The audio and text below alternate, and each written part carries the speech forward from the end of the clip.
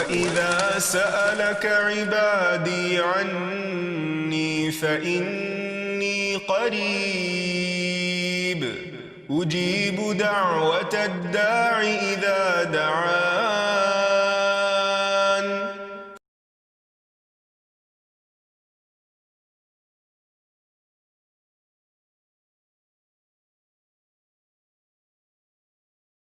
نحمده ونصلي على رسوله الكريم اما بعد فاعوذ باللہ من الشیطان الرجیم بسم اللہ الرحمن الرحیم رب اشرح لي صدری ویسر لي امری واحلل عقدۃ من لسانی یفقهوا قولی. السلام علیکم ورحمۃ اللہ وبرکاتہ. ناظرین، پروگرام دعا کیجئے کے ساتھ آپ کی خدمت میں حاضر ہیں. آج ہم انشاءاللہ بیماری سے شفا کی دعائیں آپ کے ساتھ شیئر کریں گے. صحت اور بیماری انسانی زندگی کے ساتھ ساتھ ہیں. انسان کی زندگی کے کوئی بھی 2 دن ایک جیسے نہیں ہوتے. آج اگر انسان خوش ہے تو کل اداس ہوگا. اگر آج وہ اپنے جسم میں قوت محسوس کر رہا ہے تو کل بیمار ہو سکتا ہے. انسان کے اوپر دن میں بھی کئی بار مختلف طرح کی کیفیات گزرتی ہیں. کبھی انسان روحانی طور پر، جذباتی طور پر بیمار ہوتا ہے اور کبھی انسان جسمانی طور پر بیمار ہو جاتا ہے. بیماری کی کیفیت صحت کی کیفیت سے مختلف ہوتی ہے اور ہر انسان اس کو محسوس کر سکتا ہے. ایسی صورت میں انسان کو دوا کے ساتھ ساتھ اللہ سبحانہ وتعالیٰ کی طرف رجوع کرنا چاہیے اور اپنے لیے خوب خوب دعائیں کرنی چاہیے. بعض اوقات بیمار خود اپنے لیے دعا نہیں کر سکتا تو بیمار کی عیادت کرنے والے اور بیمار کو دیکھنے والے، اس کے دوست، رشتہ دار، عزیز، اقربا اور ایون ہسپتال کا عملہ مریض کے لیے ایسی دعائیں پڑھ سکتا ہے جو اس کے لیے شفا یابی کا ذریعہ ہو سکتی ہیں. تو بات یہ ہے کہ انسان ہر حال میں اپنے رب کا محتاج ہے اور اسے اپنی ہر ضرورت کے لیے اپنے رب کی طرف رجوع کرنا چاہیے، اور خصوصاً قبولیت کے مواقع پر. رات کا پچھلا پہر اس کے لیے بہت مناسب ہے، جب اللہ سبحانہ وتعالیٰ بندوں کو پکارتے ہیں کہ ہے کوئی جو مجھ سے دعا کرے تو میں اس کی دعا قبول کر لوں، ہے کوئی جو مجھ سے سوال کرے تو میں اس کو جواب دوں، ہے کوئی جو مجھ سے استغفار کرے تو میں اس کو بخش دوں. تو جب انسان بیمار ہو اور خصوصاً اگر ایسی بیماری کا شکار ہو کہ جس میں بظاہر شفا کی کوئی امید نہ ہو، تو اسے اور بھی زیادہ خشوع و خضوع کے ساتھ اور ایسے اوقات میں اللہ تعالیٰ کی طرف رجوع کرنا چاہیے کہ جلد از جلد صحت یابی ہو سکے. اور اس سلسلے میں کبھی بھی انسان کو اللہ تعالیٰ سے مایوس نہیں ہونا چاہیے. پھر یہ بات یاد رہے کہ جب انسان دعا کرے تو اس سے پہلے اللہ سبحانہ وتعالیٰ کی تعریف کے کلمات کہنا نہ بھولے. تو آئیے آج ہم آپ کو دعا کرنے سے پہلے کچھ نئے کلمات بتائیں گے جو اللہ سبحانہ وتعالیٰ کی حمد و ثنا پر مبنی ہیں. ربنا لک الحمد ملء السماوات والارض وملء ما شئت من شیء بعد اہل الثناء والمجد احق ما قال العبد وكلنا لك عبد اللهم لا مانع لما اعطيت ولا معطي لما منعت ولا ينفع ذا الجد منك الجد. اے ہمارے رب، تمام تعریفیں تیرے ہی لیے ہیں جن سے آسمان اور زمین بھر جائیں، اور اس کے بعد جو تو چاہے وہ بھی اس سے بھر جائے. تو ہی تعریف اور بزرگی کے لائق ہے. بندے جو کہتے ہیں تو ان کا سب سے زیادہ حقدار تو ہے، اور ہم سب تیرے بندے ہیں. اے اللہ، جسے تو عطا کرنا چاہے اس سے کوئی روک نہیں سکتا، اور جسے تو نہ دینا چاہے اسے کوئی دے نہیں سکتا، اور کسی مرتبے والے کی بزرگی تیرے سامنے کوئی فائدہ نہیں دے سکتی. یعنی اللہ سبحانہ وتعالیٰ کے علاوہ کوئی بھی اور ایسا نہیں ہو سکتا جو انسان کی مشکل کو آسان کر سکے. تو آئیے اس کے ساتھ ہم دیکھتے ہیں کہ بیماری کے اسباب کیا ہوتے ہیں، بیماریاں کیوں آتی ہیں. سب سے پہلی بات تو یہ کہ بیماری اللہ کے اذن سے آتی ہے.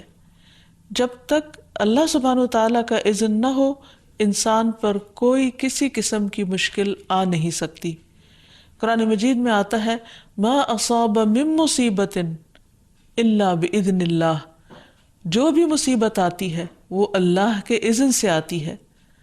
اور وہ تقدیر کا حصہ ہوتی ہے، اور اس میں اللہ سبحانہ وتعالیٰ کی حکمت اور مشیت کار فرما ہوتی ہے۔ اور وہ کیا ہو سکتی ہے؟ مثلاً اللہ تعالیٰ کسی بندے کے ساتھ بھلائی کا ارادہ کرتے ہیں، اس کے گناہ معاف کرنا چاہتے ہیں، اس کو کسی خاص چیز کی سمجھ دینا چاہتے ہیں، تو اسے تکلیف میں مبتلا کر دیتے ہیں، کیونکہ بعض اوقات انسان زندگی میں اتنا مصروف ہوتا ہے اپنے روزانہ کے روٹین کے کاموں میں کہ وہ ٹھہر کر، رک کر، خاموشی کے ساتھ وقفہ لیے بغیر کوئی ایسی بات سوچتا نہیں کہ جو اسے سوچنی چاہیے، جو اللہ تعالیٰ چاہتے ہیں کہ وہ سوچے۔ تو جب انسان بیمار ہو جاتا ہے تو ایک اور کنڈیشن میں آ جاتا ہے، وہ آرام کی کیفیت میں آ جاتا ہے۔ ایسی صورت میں انسان کو وہ باتیں بھی سوچنے کا موقع مل جاتا ہے جو عام طور پر وہ نہیں سوچتا۔ پھر اسی طرح ہمیں ہمارا دین یہ بھی بتاتا ہے کہ بعض اوقات انسان پر بیماری یا کوئی بھی تکلیف اس کے اپنے ہاتھوں کی کمائی سے آتی ہے، یعنی اس کا اپنا کوئی گناہ یا قصور ہوتا ہے جس کی بنا پر اسے وہ تکلیف پہنچتی ہے۔ قرآن مجید میں آتا ہے وَمَا أَصَابَكُم مِّن مُّصِيبَةٍ فَبِمَا كَسَبَتْ أَيْدِيكُمْ وَيَعْفُو عَن كَثِيرٍ، اور تمہیں جو بھی مصیبت پہنچی تو وہ اس وجہ سے ہے جو تمہارے ہاتھوں نے کمایا، اور وہ بہت سی چیزوں سے درگزر کر جاتا ہے۔ اسی طرح بعض اوقات انسان کی بیماریاں اس کے کسی گناہ کا نتیجہ ہوتی ہیں۔ عمر رضی اللہ عنہ نے جب عباس رضی اللہ عنہ سے بارش کی دعا کرنے کے لیے کہا تو انہوں نے کہا اے اللہ، بے شک مصیبتیں گناہوں کی وجہ سے ہی نازل ہوتی ہیں اور انہیں صرف توبہ ہٹا سکتی ہے۔ پھر اسی طرح ایک اور روایت میں آتا ہے رسول اللہ صلی اللہ علیہ وسلم نے فرمایا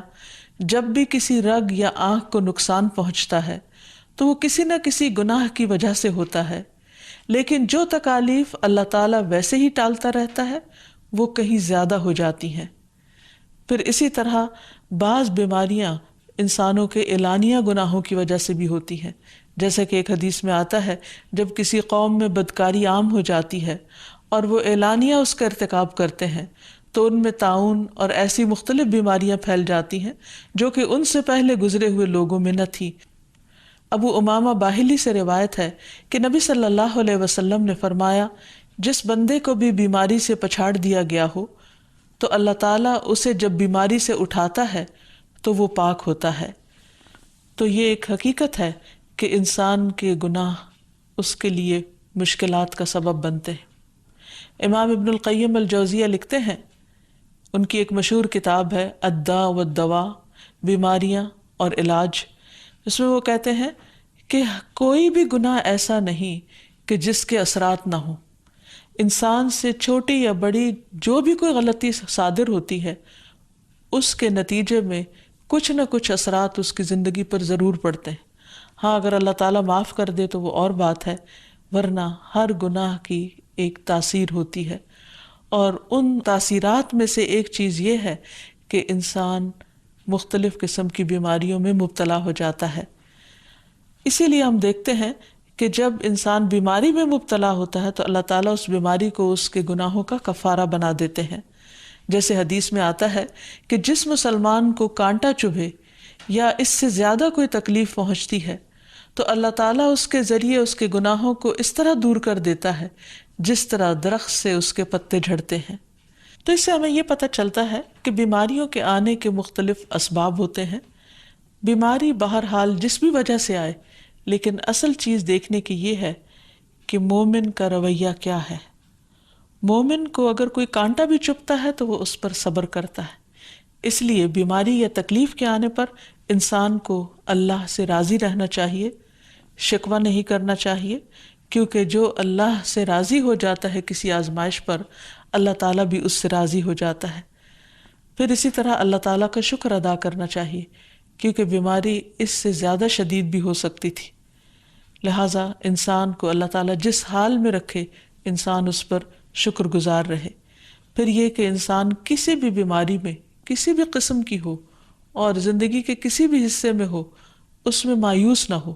پر امید رہے کہ بیماری دور ہو جائے گی۔ پھر اسی طرح اگر بیماری طول پکڑ جائے تو انسان کو گھبرانا نہیں چاہیے، کیونکہ ہر گزرنے والا لمحہ انسان کے درجات میں اضافے کا سبب بنتا ہے اور اس کے گناہ مسلسل جھڑتے چلے جاتے ہیں حتیٰ کہ انسان بالکل پاک صاف ہو جاتا ہے۔ پھر اسی طرح انسان کو بیماری کی حالت میں دوسروں سے شکوے شکایات نہیں کرنی چاہیے، کیونکہ بیماری اللہ کے اذن سے آتی ہے، اور جب انسان ہر ایک کے آگے رونے لگتا ہے تو گویا وہ اللہ تعالیٰ کا شکوہ کر رہا ہوتا ہے، جو چیز اللہ تعالیٰ کو پسند نہیں۔ پھر اسی طرح منہ سے برے الفاظ نہیں نکالنے چاہیے، بیماریوں کو کوسنا نہیں چاہیے، اور پھر ایسے الفاظ نہیں ادا کرنے چاہیے کہ مجھے لگتا ہے کہ اس بیماری میں میری زندگی چلی جائے گی، یا یہ کہ کسی مریض کی عیادت کے لیے جا کر اس کو اس قسم کی بات نہیں کرنی چاہیے، خواہ کتنی ہی خطرناک بیماری کیوں نہ ہو، ہمیشہ اسے امید دلانے چاہیے، کیونکہ مایوسی کے الفاظ اور برے بھلے اور منفی قسم کی باتیں اللہ تعالیٰ کو پسند نہیں، اور انسان ویسے بھی جیسے سوچتا ہے پھر اس کے ایکشن اس کے مطابق ہونے لگتے ہیں۔ اب یہ ہے کہ انسان بیماری میں دوا ضرور کرے، کیونکہ حدیث میں آتا ہے کہ اللہ تعالیٰ نے کوئی بیماری ایسی نہیں اتاری جس کے لیے دوا نہ اتاری ہو۔ ہاں، جسے معلوم ہو اسے معلوم ہوتا ہے، اور جسے نہیں معلوم ہوتا اسے نہیں معلوم ہوتا۔ بعض اوقات اللہ تعالیٰ ڈاکٹر کے دل میں ڈال دیتا ہے اور اس کا علاج اس کو سمجھ میں آ جاتا ہے، اور بعض اوقات وہ بیماری لا علاج ہوتی ہے، حالانکہ اس کا علاج موجود ہوتا ہے مگر کسی کو بھی علاج سمجھ میں نہیں آتا۔ بہرحال نوعیت کچھ بھی ہو تو علاج ضرور کراتے رہنا چاہیے، اور کبھی مایوس نہیں ہونا چاہیے کہ اس بیماری کا علاج ہو نہیں سکتا، نہیں، ایک کے بعد ایک کوشش انسان کرتا رہے، اور جب اللہ کا اذن ہوگا بیماری دور ہو جائے گی۔ اور اس کے ساتھ ساتھ انسان یہ بھی یقین رکھے کہ شفا اللہ کے ہاتھ میں ہے، کسی ڈاکٹر کے ہاتھ میں نہیں، کسی انسان کے ہاتھ میں نہیں، کیونکہ جب تک اللہ کا اذن نہ ہو شفا نہیں ہو سکتی، خواہ کوئی کتنا بھی بڑا ڈاکٹر کیوں نہ ہو۔ اسی لیے نبی صلی اللہ علیہ وسلم کی دعاؤں کے آخر میں آتا ہے کہ لا شفا الا شفاؤک، کوئی شفا نہیں مگر تیری ہی شفا، یعنی جو اللہ سبحانہ وتعالیٰ اپنے بندے کو شفا عطا کرے۔ پھر اسی طرح یہ ہے کہ حضرت ابراہیم علیہ السلام نے اللہ سبحانہ وتعالیٰ کے بارے میں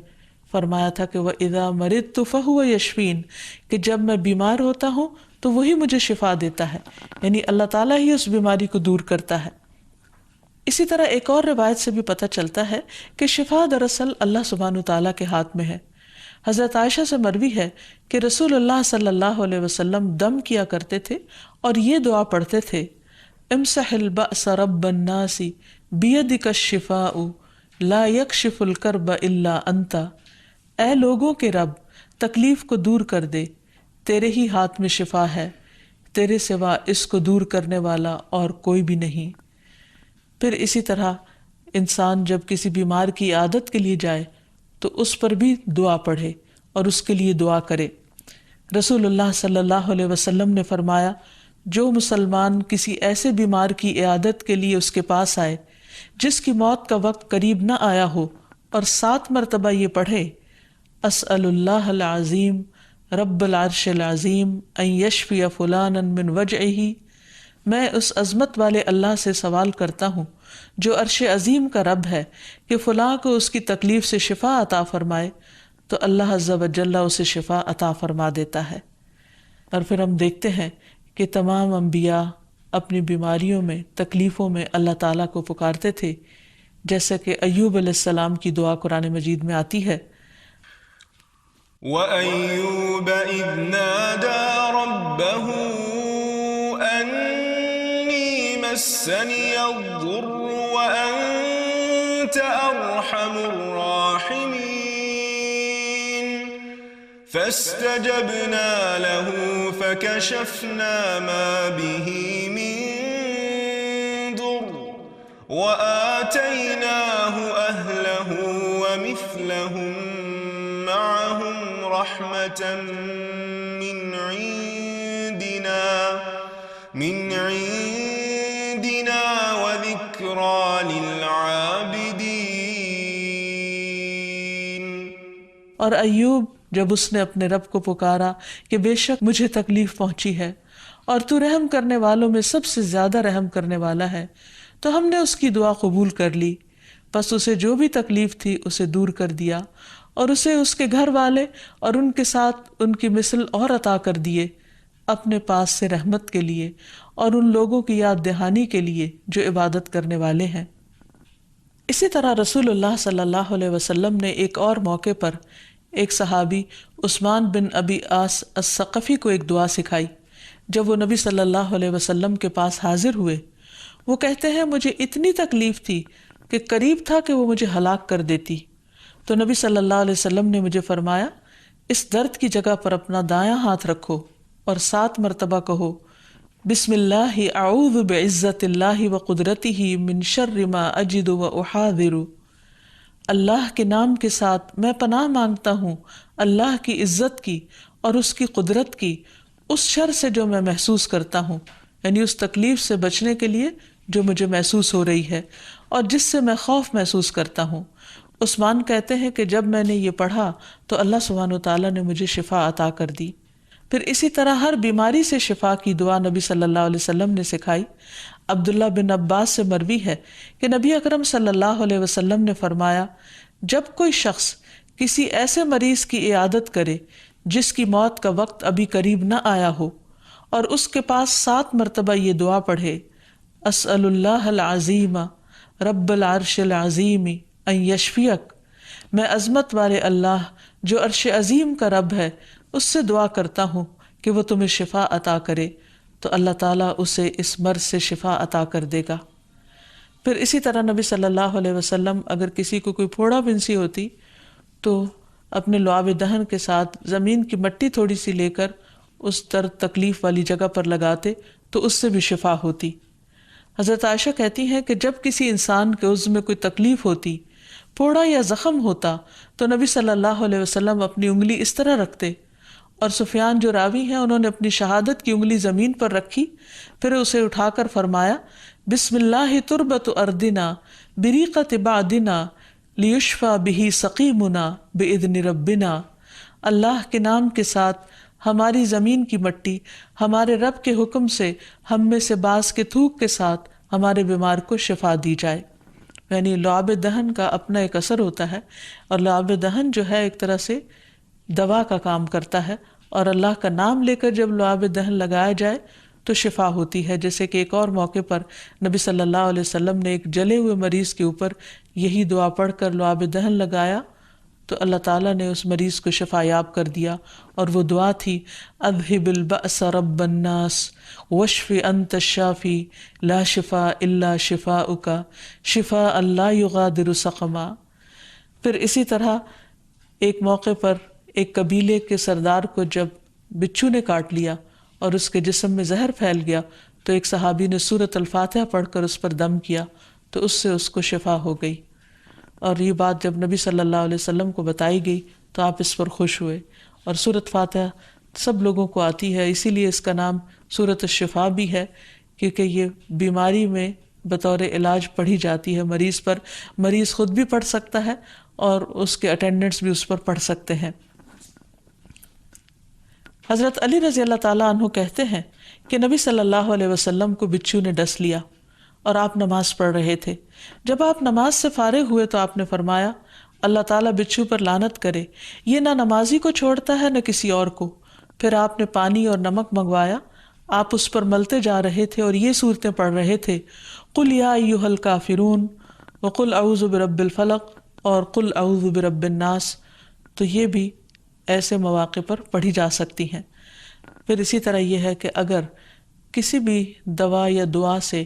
مریض صحت یاب نہ ہو رہا ہو، اس کی تکلیف کم نہ ہو رہی ہو، تو بھی موت نہیں مانگنی چاہیے، کیونکہ مومن کے لیے زندگی ایک بہت بڑی نعمت ہے۔ وہ جس بھی حال میں گزرے، بہرحال وہ اسے آخرت کمانے کا ذریعہ بنا سکتا ہے۔ یعنی اگر وہ تکلیف میں اس کی زندگی گزر رہی ہے اور اس پر وہ صبر کر رہا ہے اور اللہ کو یاد کر رہا ہے